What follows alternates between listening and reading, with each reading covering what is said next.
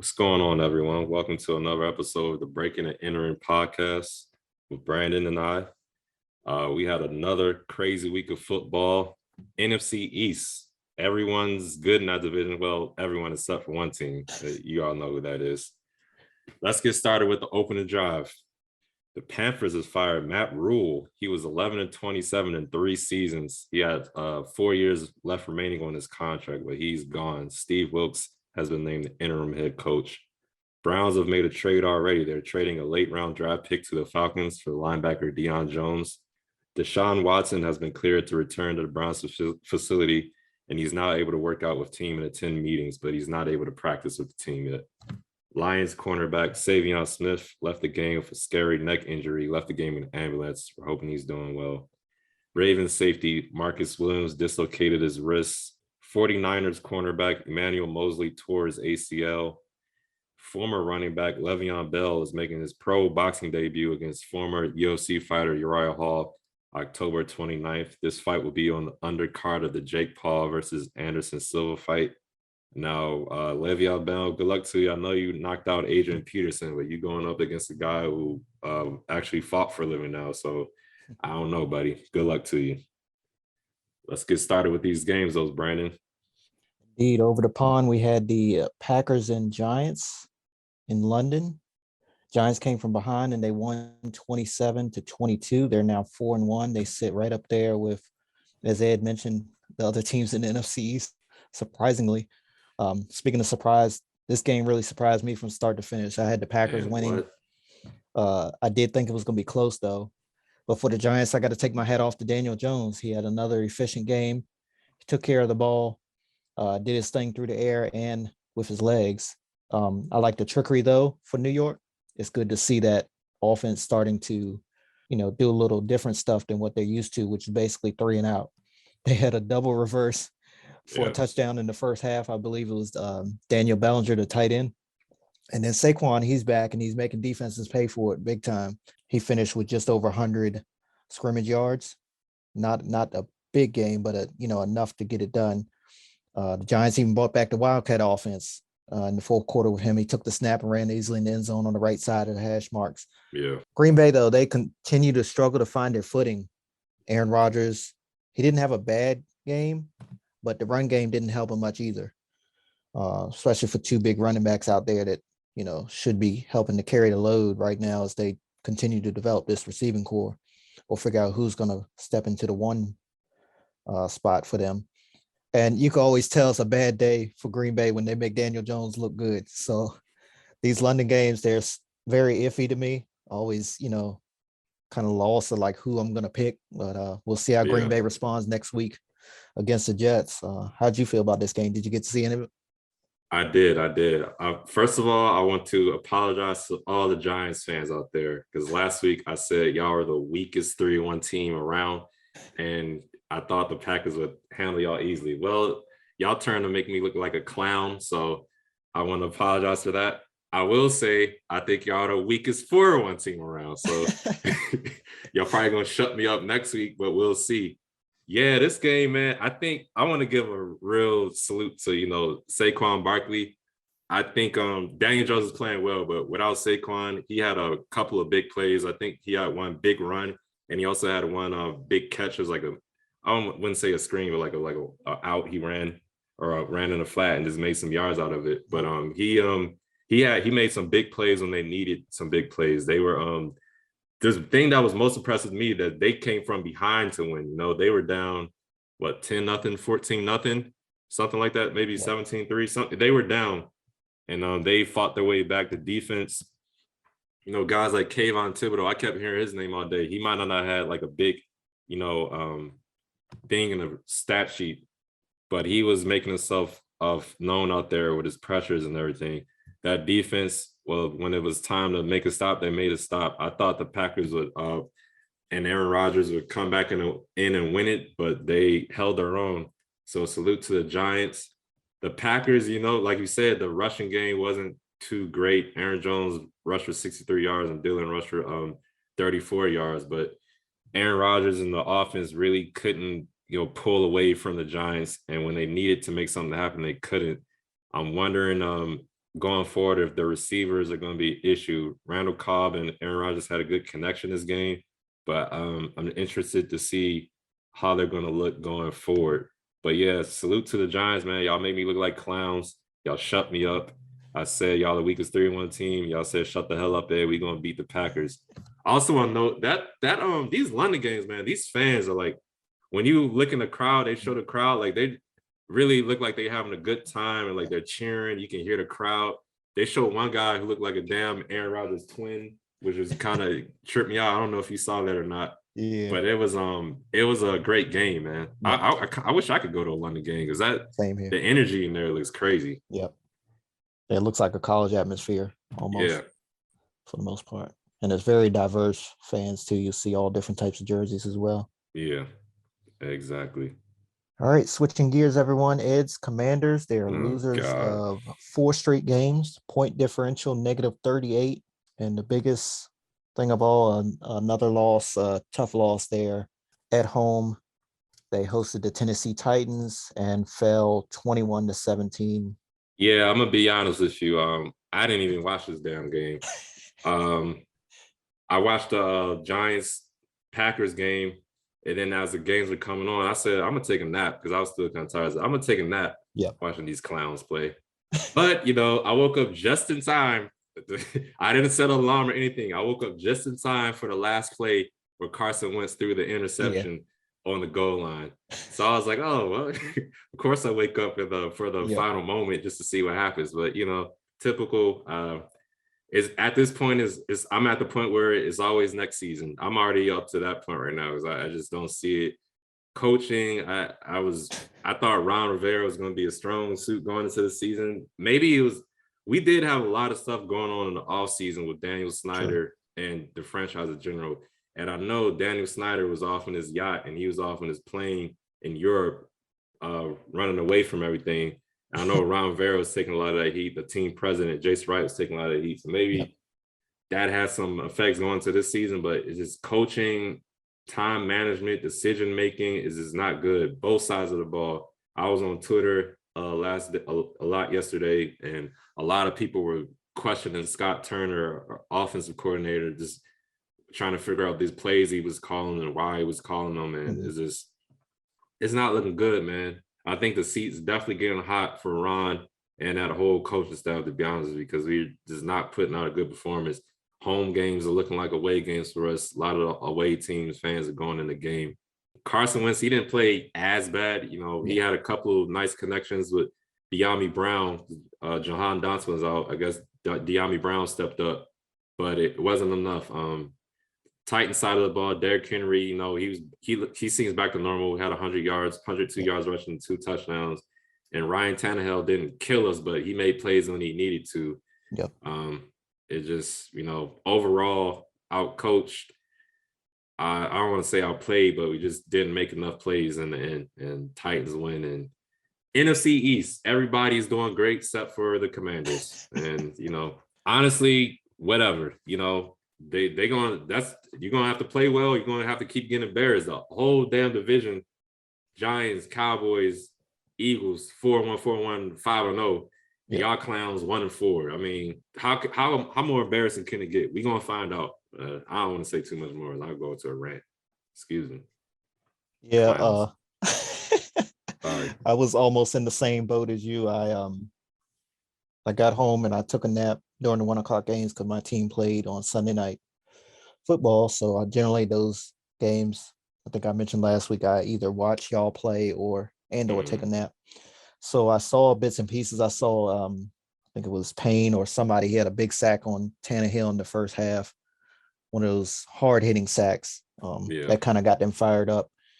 Then I lay down, took a nap, and got up. It was still close. I think it was third quarter at that rate. And then similar to you, I was doing other stuff, and I walked back in front of the TV, and it was that last play when Wentz threw the interception, and I believe it was a little bit of controversy, or they had to review it or something like that. Yeah, another tough loss for y'all. Again, like you said, the seat is getting very hot for this coaching staff. 4 straight losses. This wasn't as bad as the other losses, but a loss is a loss in the league. You know what I'm saying? Right. You got to win games to keep your job. I mean, the defense got after Tannehill. I guess you could take that's the bright. And Brian Robinson making his debut after the incident, the shooting Yeah. incident with him. It was good to see him back on the field. And I know a guy you always mention all the time, De'Ami Brown. Hmm. He had a very good game. 2 receptions, 105 yards, and 2 touchdowns.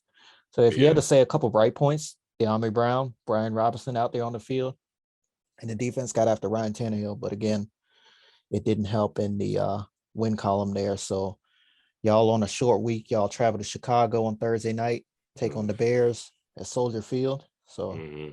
we'll talk a little bit more about that game a little bit later. Yeah, I'm sure we'll make Justin Fields look like the first round pick that they wanted him to be. I'm sure we will. And yeah, I'm glad you mentioned Brian Robinson. They had a nice little thing, the intro in the beginning where he came out to that 56 song Mini Men. I thought that was pretty cool. Yeah. Unfortunately, we didn't go out and get the win. He did play. He had 9 rushes for 22 yards, but I don't know. We'll see. I was hoping, going into the season, Antonio Gibson and Brian Robinson would be a nice 1-2 punch, and J.D. McKissick as a third down back. But the thing that happened with Brian Robinson, that's a whole nother story that I don't want to get into. True. Antonio Gibson, he has been a little underwhelming so far this year, but so is the rest of the team. So yeah, whatever. I'm done with him right now. I don't even. I'm gonna be honest. I don't even know if I'm gonna watch another game this season. I might just have Red Zone on or take a nap because I felt really good and energized after the nap. I know I'd have had a headache if I watched them like I did last week. Understood. All right, let's move on to the next game. We had the Browns taking on the Chargers. The Chargers won this game 30-28. Came down to the wire. Keenan Allen, he didn't play, but he tweeted about the game, wondering about the decision the coach Staley made. Did you see that? Yes, I did. I was going to talk about that later on in my bonehead. Sorry. No, you good. Everybody know that. Man. It was this was an interesting game. I thought the Chargers would win it. I thought they would win it fairly easily, but the Browns, as the game went on, I started rooting for the Browns, wanted them to win because I like Jacoby Brissett. And, Nick Chubb is a monster. Him and Kareem Hunt, probably the greatest 1-2 punch in the league right now as far as running backs go. But in the end, I guess the Chargers were able to come back because the Browns, they did come out to a 14-0 lead, which really shocked me. I was like, what the hell? Is this going to be a blowout? But the Chargers, they stuck in there and won it at the end. The Staley, I know he had that decision to what he wanted to go for it. True. And it worked out this time because Cade York, the Browns kicker, missed the field goal. But if it didn't work out, as Keelan Allen said, I wonder in the locker room if there have been some rumblings because they have a lot of these close games where usually it's the other side where they lose, but they came out to win on this one. What did you think of this game? Yeah, you took a lot of about the same points. I think Brandon Staley, his dumbass move, he was saved by the Browns and Cade York. I think Cade York was one of your special teamers of the week. Yeah, early rookie in the season, guy, if I'm not mistaken.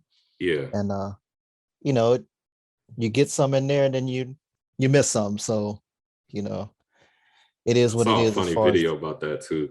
Yeah, it is what it is for the Browns. But these running backs, man, in this game, you mentioned Nick Chubb, 17 for $134, 2 touchdowns. Austin Eckler, my preseason offensive player of the year, I predicted 16 carries, 173 yards, and a touchdown. He really showed up. And then they had another running back. You mentioned Kareem Hunt. He had 47 yards. And on the Chargers side of things, they had a running back, Kelly, 10 carries, 49 yards, and a touchdown. So both teams finished well over 200 yards rushing. Kudos to them, but the defenses are going to be in for a long week, as they turn the page and look towards their next game. Jacoby Brissett, not a bad game by him, but he had a late game interception. That coupled with the missed field goal lost the game for them. So, yeah, the Chargers, they're up and down. I agree. I kind of picked the Chargers and I predicted them to win easily here. Yeah. But the Browns are playing good football at home. I will say that. I mean, they beat was it Pittsburgh? Yeah, well, yeah. Pittsburgh. but you're right. The Browns are a good team. They just I'm when Deshaun gets back, I want to see how they gonna look. But they're a good team. They solid everywhere. They just whenever they get Deshaun back, I want to see if they can get the ball rolling fully. Yep. All right. So Sunday Night Football featured the Bengals and Ravens at M&T Bank Stadium. Last year, we gave up over 900 yards passing in 2 games to Mr. Joey B, but we pulled off the win last night by the grace of God. We finished with the ball in our hands, and Justin Tucker got the win for us. But first of all, good to see Ronnie Stanley back on the field. It was his first game action since October of 2020. I almost had to do a double take when they said that he was active, but I don't know what the deal is with him. I didn't hear any post-game conferences or anything. I need to go back and do a little bit more research, but he was he in on the first drive? Then he was out for the second drive, and I believe a couple more drives. Like, he was in and out. So I don't know if they was just trying to get him a little bit of action before he goes full swing. Right. The week's coming or what? Count. Yeah. I mean, another game of self-inflicted wounds almost ended in a loss for us. But the game ball should have went to Duvernay for the first half and Mark Andrews for the second half. They were really the only production for us in the passing game. Our defense, they need to clean up some of their mistakes, man. We had Cincinnati. We gave them a 15-play drive in the third quarter. It ended with them failing to convert a 4th down at the 2-yard line. But they kept moving the ball downfield because we had 3 defensive penalties. 2 of them was on Marcus Peters, if I'm not mistaken. And then our pass rush was a hit or miss. We had Josh Bynes. He had a monster sack in the second quarter. And Marcus Peters, he also had a big hit on Tyler Boyd later in the game that sent a statement. That was one of them Ed Reed type plays. I remember Ed Reed played special teams here and there, and he hit somebody in Indianapolis years ago, and he was like, that was one of the biggest hits I ever seen from Ed. But yeah, definitely. I didn't know Marcus Peters could hit people like that, to be honest with you. Same here. But I'll take the win. We got New York Giants next week. I'm sure, like you mentioned about Justin Fields, how good y'all probably make him look. We probably make Daniel Jones look like a damn MVP. But man, that Giants defense, Lamar better have his Wheaties ready. Yeah, and he's playing his old defense coordinator, and he knows him very well. So yeah, you might hear Thibodeau's name a lot. I was hearing his name a lot on that Packers Giants broadcast. So what are your thoughts on this game? Did you see this one as well? Yeah, I did see this one. You know, Lamar played up and down. Like him and Devin Duvernay's connection was really good. I noticed that they were using him a lot. Was Rashad Bateman, was he out this game? He didn't play, right? Yeah, he was out. Okay. He made up for it at the end, but he missed a couple of throws. He had one deep throw to Duvernay. Overthrow him. Yep. He overthrew him, but that one, that was kind of hard. I understand, but he had 2 other ones. One to Wallace. He should have had that one. That could have been like a walk-in touchdown, or at least like a big game. But he did miss a couple of throws. He overthrew one where Von Bell picked him off. Yep. But he made for it on the end with that last drive. I know he had like a good 20-yard draw that put them in field goal position. So he made up for his mistakes a little bit, but he's got to clean up his accuracy throwing the ball, man, because every time I see him throw that deep ball, it's always looking like a guy is open. It's just can't get it there. It's always something happening. The ball's overthrown, the ball's underthrown, or something. But hopefully he can get that down, man, because I mean, y'all wouldn't have won this game without him, but Justin Tucker is definitely, he should have. I think he should have got the game ball, honestly.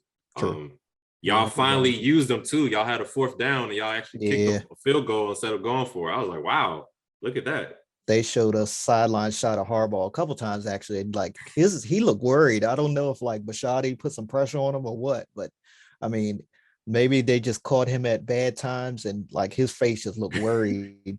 And especially on that 4th down play, they went up and tried to do a hard count or whatever, try to draw the defense offside, and they just took the penalty and kicked the points. Kicked the field goal. So yeah, I felt like Harbaugh was under pressure, especially if we lost this game. So, we definitely didn't want to start 0-3 at home and then heading up to a very solid New York Giants team. They're not very good, but they're solid and they're playing good football. I want to give y'all defense a little credit. Y'all did hold, the Bengals. That's a high-powered offense.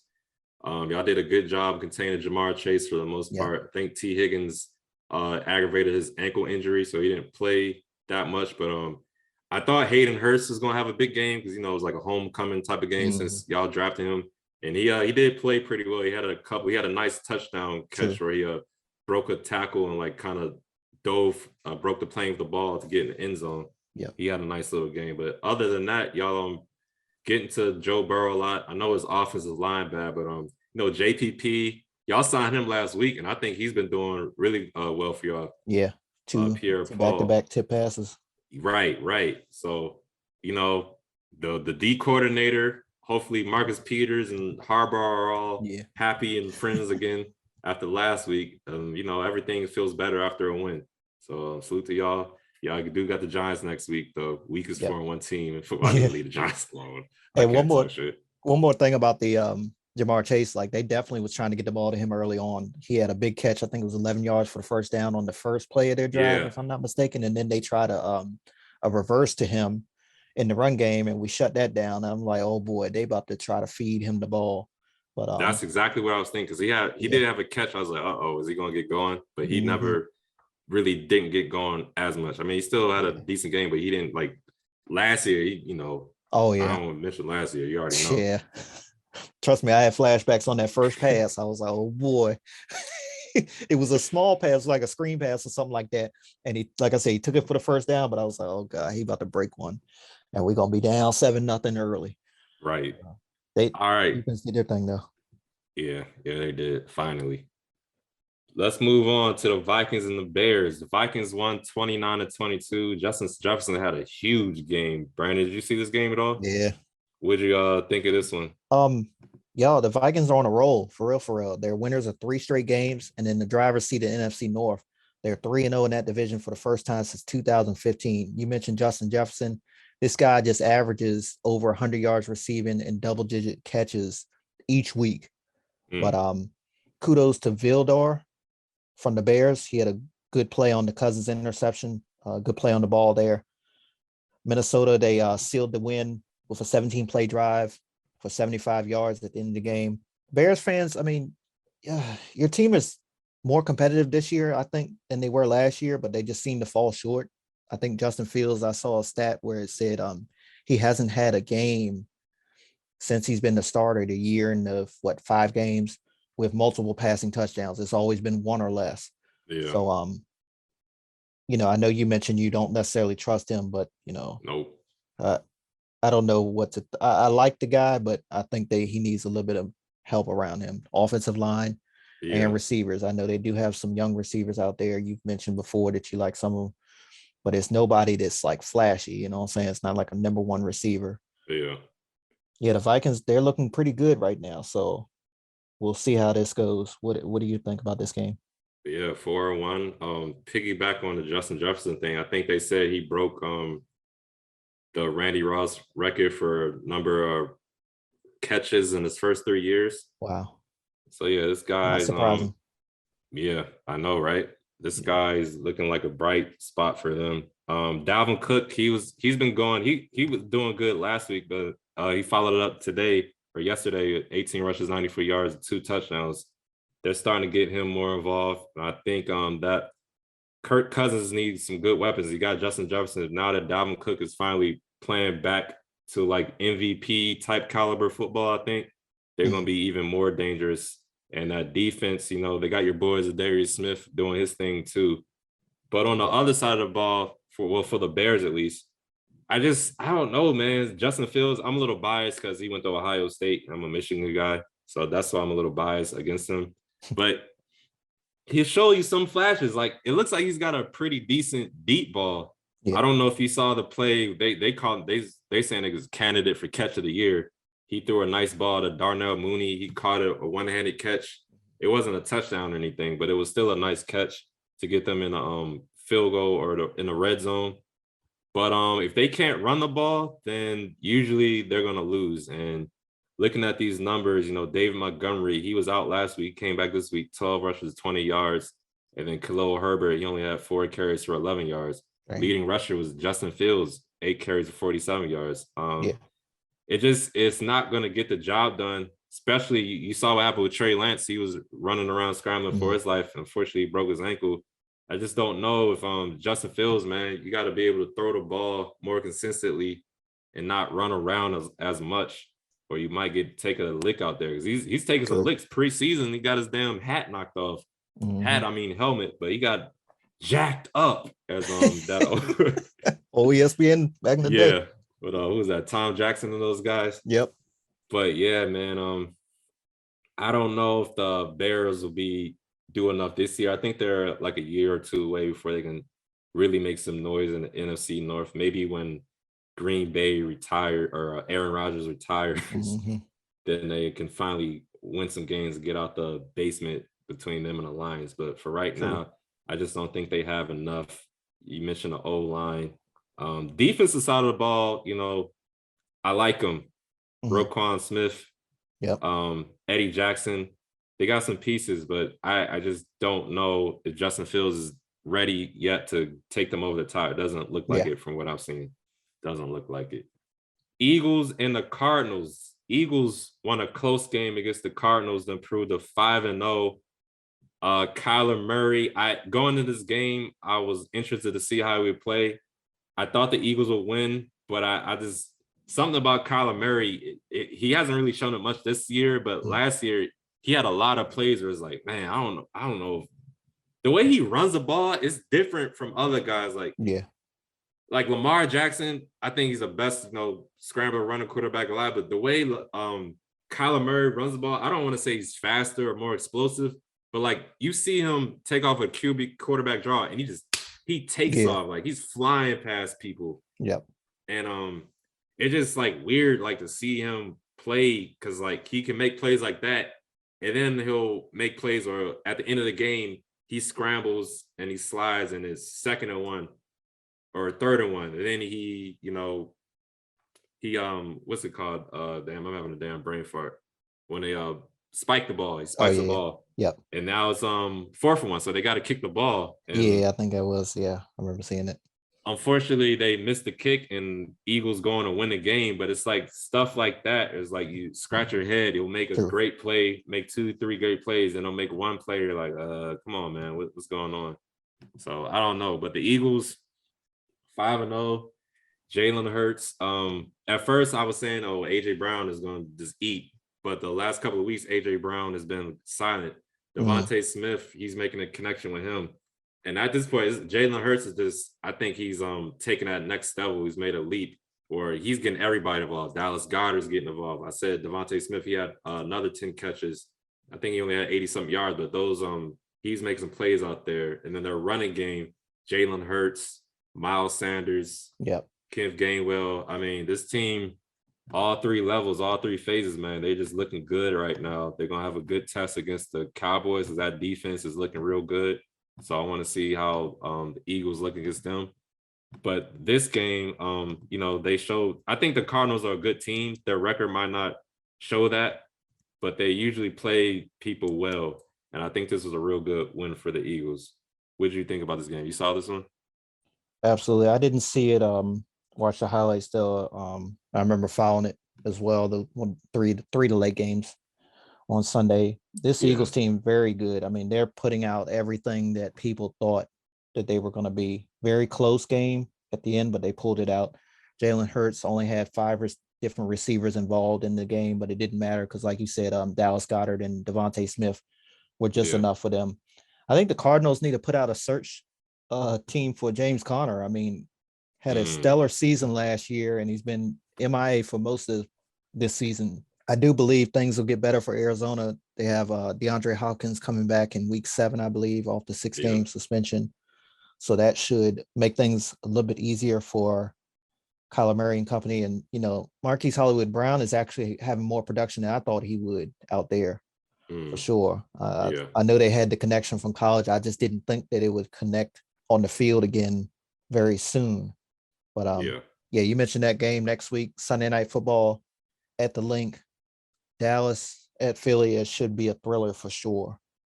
Can't wait for that one. I hope it lives up to everything that we're thinking it's going to be as of now. Yeah. All right, everyone, looking back at some of the other scores from the weekend, the Patriots beat the hell out of the Lions 29-0. Jets they smashed the Dolphins 40-17. Dolphins having a little bit of quarterback issues right there. A So lot of the injuries up Dolphins. there. Yeah, I'm sorry, the Dolphins. My bad. The Dolphins having a little bit of injury issues. Buccaneers, they beat the Falcons 21-15. Tom Brady is now 11-0 all time against the Falcons. All right. The Texans, they got their first win of the season against the Jaguars 13-6. It's their ninth straight win against the Jags. Saints beat the Seahawks 39-32. Taysom Hill had a field day. 4 total touchdowns, 3 rushing and 1 passing, and he wasn't even the starting quarterback, everyone. Buffalo, they blew out the Steelers 38-3. My dumb ass picked the Steelers in this game, but what? Yeah, I We gotta thought the talk rookie about was that. going. I thought the rookie was going to come in there and do his thing. 49ers beat the Panthers 37-15, and we know what happened to their coach after Yep. Monday morning. Cowboys beat the Rams 22-10 out there at SoFi. Broncos beat the Colts 12-9 on Thursday Night Football. Which of these games, remaining games that we didn't discuss in length, you paid most attention to?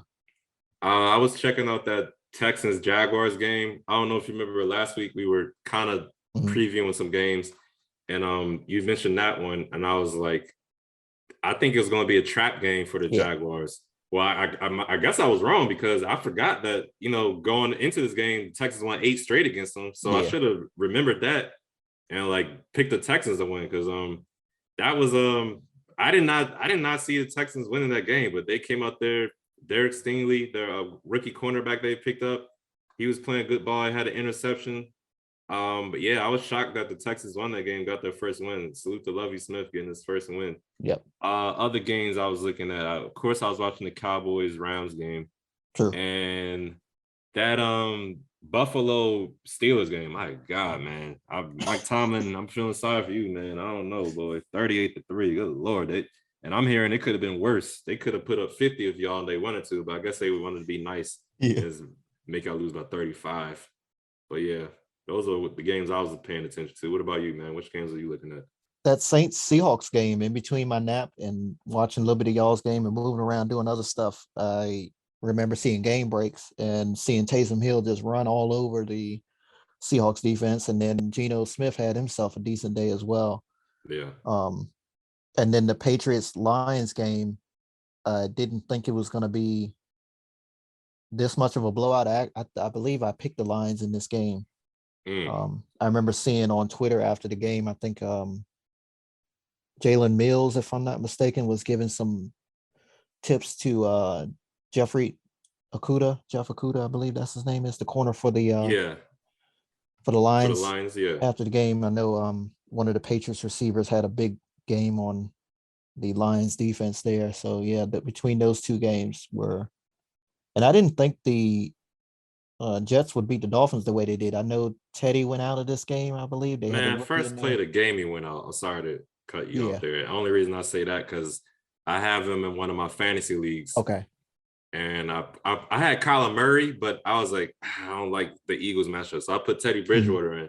And unfortunately, he gets knocked out first play of the damn game, and they didn't want to put him back in due to the concussion protocols. Understood it. But I was like, and that's crazy. 2 quarterbacks on the roster get concussions, basically, or head injuries, upper neck injuries, whatever. Teddy Bridgewater can't catch a break. Crazy. I know. Always getting hurt. Yeah, that's sad.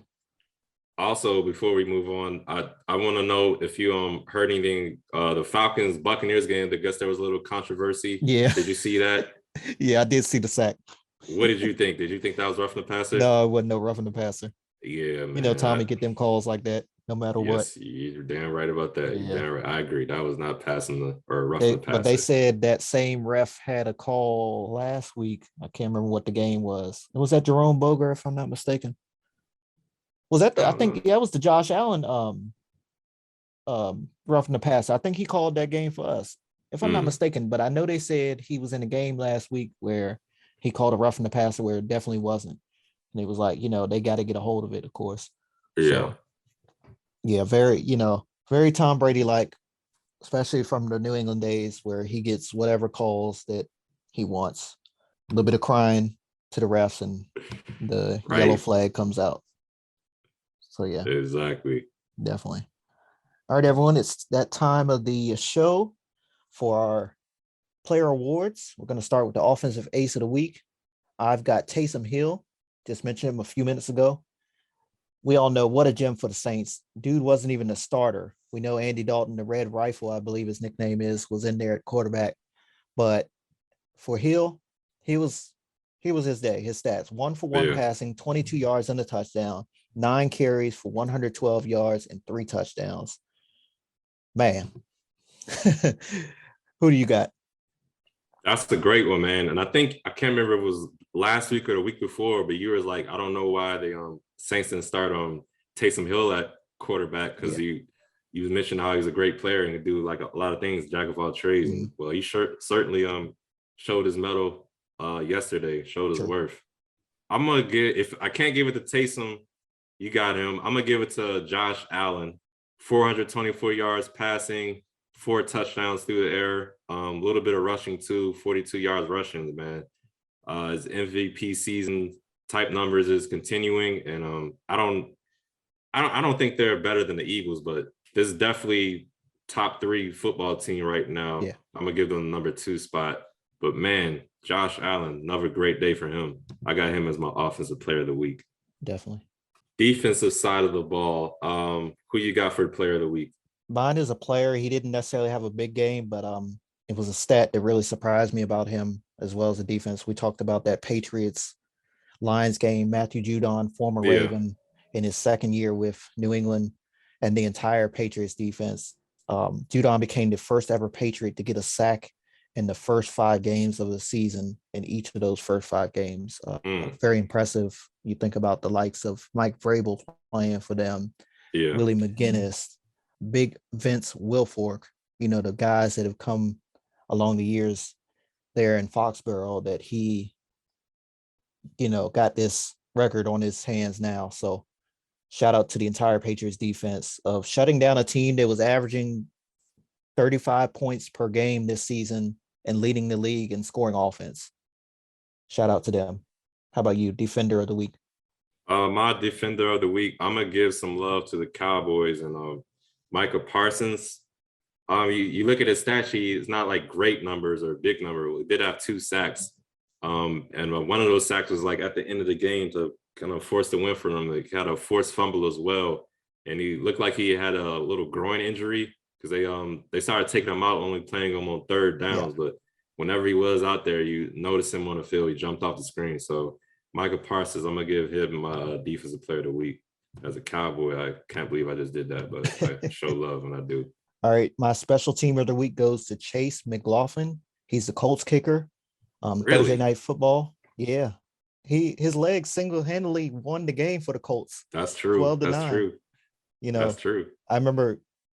It's funny, the Colts would talk about them. They beat us back in the Peyton Manning days. I think it was 15-9 or something like that, all with Adam Vinatieri. And I'm like, how we shut down Peyton Manning and still lose by field goals? And they were in the same boat last week. The Colts took the win on Thursday Night Football on the road. What about you? I'm surprised they didn't give your boy Justin Tucker some love. Okay. Yeah. Mine is a little wacky. My special teams player of the week is the Robbie Gould from the 49ers. And the only reason I'm giving him this is because he actually made 2 tackles. He actually got hurt on one of the tackles, but he made 2 tackles. And if he didn't make those tackles, it could have been big plays, like maybe even touchdowns on the returns for the Panthers. The game was a blowout, but the Panthers returner, he had like 7 returns for like 200 yards. Dang. Yeah. And if Robbie Gould wasn't there, who knows how the game would have turned out. He did get hurt on one of his tackles, but he did make some tackles. One of his tackles, he got his whole body in there. It looked like a little kicker hit stick, whatever you want to take that for. But yeah, Robbie Gould, salute to you, man. Hopefully you can get healthy and play next week. Yep. All right, let's get to the bonehead player call of the week. I was torn between this one, but I'm going to go with Kyler Murray's decision to spike the ball on 3rd and 1. I don't want to say that was the main reason that lost, but, it's the end of the game and the seconds count and every play counts. And I think he just had a brain fart in that case. So I'm going to give you Kyler Murray, the bonehead player of the week. What about you? My bonehead call of the week. I got a call. Of course, we talked about earlier, Brandon Staley, Mr. 4th down from 2021. He had 110 left in the game. His Chargers were up by 2 on their own 46-yard line, decide to go for it on 4th down. The offense doesn't convert. But Cleveland goes down the field. Luckily, Cade York missed the game winner, nearly costing you the game. So there you go. Brandon Staley. It is and it ain't a bonehead call of the week, but it definitely could have been really bad for him. Yeah, I saw a funny video of one of the Chargers fans. They were recording the game, and a guy he brought out a little fan, and he put it next to the TV as they were kicking the field goal. So it kind of made it look like the fan made the ball move out the way. I thought that was pretty funny. That's cool. Yeah, that was a good one. All right, let's look into this Monday night preview. We got the Chiefs versus the Raiders. Last week I said I got the Rams winning, but the 49ers probably gonna make me look like clowns, which they did. They made me look like clowns, but I got the Chiefs winning. Raiders, if y'all make me look like clowns, I'm gonna go on here next week with a damn clown mask on. I will do that. But I think the Chiefs to win this game, they look like they're just back in the usual Chiefs mode. Not too many mistakes. You make a mistake, they're gonna kill you and score. You always mention how they always seem to get the ball after the half and score before the half. I want to see if that type of thing happens right now, but I'm going with the Chiefs in this one. I'm gonna say it's like 31-17. I don't know if the Raiders can do anything, but as I said before, they probably gonna make me look like clowns. So we'll see. What about you, man? How you thinking of this game? I believe it'll be a blowout as well. We all know I'm not a Kansas City fan, but I've got respect for them now. These guys just know how to win. Yeah, the last year, pretty much. Yeah. It was hard for me to respect them, man. I just couldn't stand Patrick Mahomes. But look, last year, I don't know if you remember when they played, Chiefs and Raiders played, I believe it was at Allegiant Stadium in Vegas. And I think Chucky was still the coach, but either way, a couple people thought, and I kind of thought that the Raiders was going to go in there and do something, and they got blown out. I think Patrick Mahomes had 5 passing touchdowns, and most of them were in the first half. I believe it was the Sunday night game as well, Sunday or Monday night game. And they just straight up shred the Raiders apart. Yeah. It probably won't be as bad, as far as the yardage and everything, the stats, but I think the Chiefs will definitely take this win for sure. Move their lead up in the the AFC West to 4-1. I think there'll be no contest at all. Yeah. In my opinion. Speaking of divisions real quick, it's funny how, previewing the season, we all thought that the AFC West, 3 teams out of that division would go to the playoffs. We predicted that. Yep. Look at the NFC East, and right now got 1 5-0 team and 2 4-1 teams. So who knows? Maybe 3 teams out of the NFC East will go to the playoffs. And then looking at the NFC West, well, not the NFC West as a whole, but look at the 2 teams that were in the Super Bowl last year. They're 2-3 right now. So it's interesting how things are playing out, and looking forward to see how the rest of the season will go. Most definitely. And then, back to the NFC East, we pretty much thought Dallas and Philly were going to be right there in the mix, but nobody thought the Giants were going to be 4-1. Yeah. For sure. A lot of people thought they was going to finish last again. So, yeah. Weakest 4-1 team in football. It's amazing how every year stuff changes, for sure. Definitely. Salute to the Giants. Let's run through week 6 really quick, everyone. It's Commanders. They'll be in the Windy City on Thursday night for a matchup with the Bears. 49ers will travel to Atlanta with the Falcons on Sunday afternoon. Patriots at Browns. Jets at Packers. Jaguars and Colts in the AFC South. The Vikings and Dolphins. Bengals will travel to the Big Easy against the Saints. Ravens will travel to MetLife to take on the Giants. Buccaneers at Steelers. Panthers and Rams. Cardinals and Seahawks. Big one. Bills at Chiefs. Yeah, they need to move that game. Huh? They need to move that game. Yeah. Monday night. It should be a prime time. Yep. Yeah. And speaking of prime time, Sunday night football, Cowboys and Eagles. Yeah, they can move this game out for Monday night football. Broncos and Chargers. We all seen how the Broncos been playing. That's right. Which game do you think catches your eye the most? Definitely Bills Chiefs game and Cowboys Eagles. Yep. Definitely gonna pay attention to both of those games the most.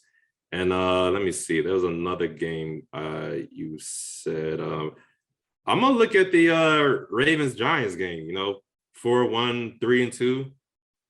I want to see, what the Ravens gonna do, because I think that Giants defense, they're gonna come after Lamar. And I don't know if Thibodeau is going. I don't think he's going to have like an Aiden Hutchinson Lions versus the Commanders type game, but he might have a coming up party if y'all still having some issues with the line. We'll see. What about you? Which games are you looking at, man? True. I definitely I'm right there with you on the Bills, Chiefs, and Cowboys, Eagles. But another one up on that I'll be keeping a close eye on is the Bengals and Saints. We know what the Bengals offense is capable of doing, and we saw what Taysom Hill did on Sunday. So Lamar Jackson had a couple lanes in there. Yeah. We know that Taysom Hill can get those same type of runs as well. So this should be another big game there at the Superdome down in New Orleans for sure. Definitely. All right, everybody. Well, want to thank y'all for listening to another episode of Breaking and Entering podcast with Brandon and I. Hope y'all have a good day, man. Peace.